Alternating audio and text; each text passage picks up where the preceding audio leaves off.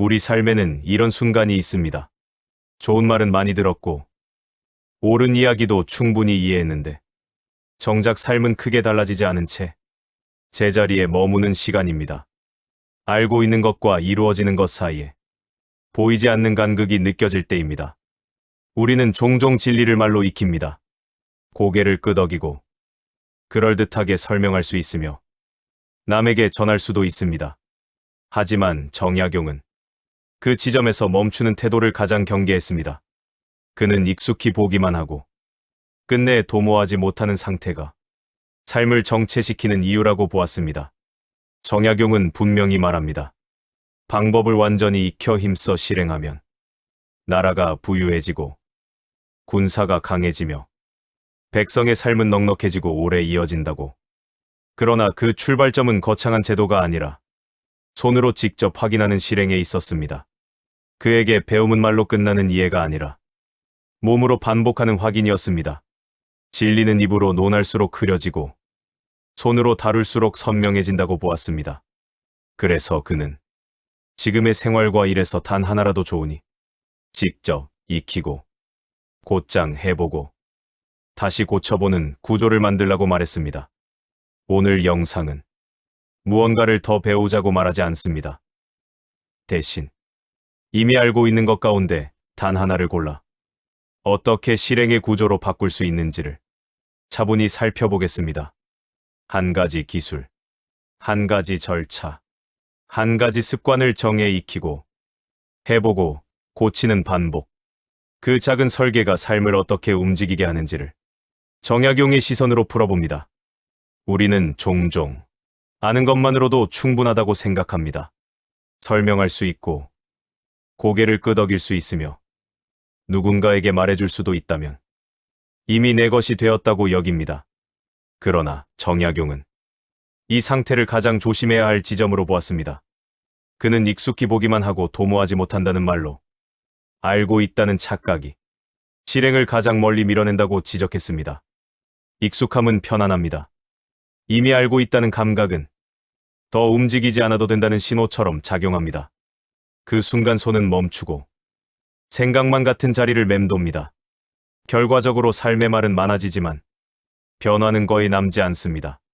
정약용이 보기에 이 상태가 가장 위험한 이유는 스스로 정체를 느끼지 못하기 때문이었습니다. 그가 말한 익힌다는 것은 지식을 머리에 쌓는 일이 아니었습니다. 직접 해보고 실수하고 다시 고치며 몸에 남기는 과정이었습니다. 손을 한번 움직일 때마다 모호하던 생각은 구체적인 기술로 바뀌고 말은 행동의 기준이 됩니다. 그래서 그는 작은 방법 하나라도 끝까지 익혀 실행할 것을 강조했습니다. 정약용에게 배움은 양이 아니라 깊이였습니다. 많이 아는 것보다 하나를 제대로 쓰는 것이 삶을 바꾼다고 보았습니다. 익숙히 아는 상태를 넘어 직접 다뤄본 경험이 쌓일 때 배움은 비로소 현실에서 힘을 갖습니다. 정약용에게 진리는 논쟁의 승패로 결정되지 않았습니다. 아무리 그럴듯한 주장이라도 현실에서 작동하지 않으면 그는 진리로 인정하지 않았습니다. 그래서 그는 진리를 말로만 논하지 말고 손으로 확인하라고 강조했습니다. 말은 빠르지만 현실은 느리게 반응합니다. 그 간극을 메우는 유일한 방법이 직접 해보는 반복이라고 보았습니다. 말로 논하는 동안 사람들은 쉽게 확신을 얻습니다. 그러나 그 확신은 현실의 작은 변수 앞에서 곧 흔들립니다. 정약용은 이 흔들림의 이유를 검증 없는 말에서 찾았습니다. 한 번도 손에 쥐어보지 않은 방법은 위기 앞에서 힘을 잃고 실제로 써본 기술만이 끝까지 남는다고 보았습니다.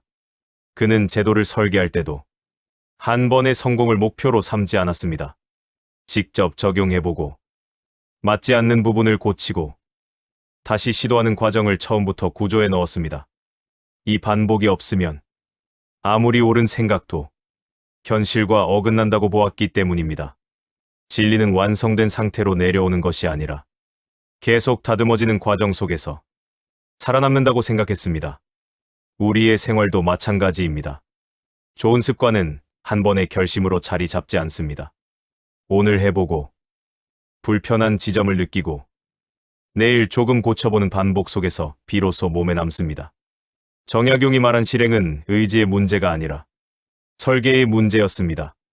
실패와 수정이 자연스럽게 이어지도록 미리 길을 만들어두는 일 말입니다. 말로만 알고 있던 것이 손에 익는 순간 배움은 더 이상 흔들리지 않습니다. 반복은 지루해 보이지만 그 지루함을 견딘 끝에 진리는 실제가 됩니다. 정약용이 말한 힘은 바로 이 반복에서 나옵니다. 정약용은 큰 변화를 한꺼번에 요구하지 않았습니다. 그는 오히려 모든 것을 바꾸려는 태도를 실행을 가장 늦추는 방식으로 보았습니다. 해야 할 일이 많아질수록 사람은 움직이지 못하고 완벽을 기다리는 사이 시간만 흘러간다는 것을 잘 알고 있었기 때문입니다. 그래서 그는 지금의 생활과 일에서 단 하나만 정하라고 말했습니다. 한 가지 기술, 한 가지 절차, 한 가지 습관, 그리고 그것을 곧장 해보라고 했습니다. 준비가 완벽해질 때까지 기다리지 말고 지금 할 수 있는 수준으로 손을 움직이라는 뜻이었습니다. 이 즉시성은 실행의 방향을 바꿉니다. 미루지 않는다는 것만으로도 일은 이미 절반을 지나갑니다. 직접 해보는 순간 머릿속에만 있던 생각은 현실의 문제와 마주합니다. 그 과정에서 불편한 점이 드러나고 생각지 못했던 오류가 보입니다. 정약용은 바로 이 지점이 배움이 시작되는 자리라고 보았습니다. 실행은 완벽함이 아니라 수정 가능성 위에서 자랍니다. 처음부터 잘하려는 마음보다 해보고 고치겠다는 태도가 훨씬 오래갑니다. 오늘 해보고 내일 조금 고치며 다시 시도하는 반복 속에서 작은 변화는 쌓입니다. 그 축적이 삶의 방향을 조용히 바꿉니다. 정약용이 말한 나라의 부유함과 백성의 넉넉함 역시 이 작은 실행에서 비롯된다고 보았습니다. 제도는 사람의 손을 거쳐야 비로소 힘을 갖고 삶도 마찬가지로 손이 움직일 때만 앞으로 나아갑니다. 한 가지를 정해 바로 해보는 힘. 그 단순한 원칙이 가장 오래가는 실행입니다.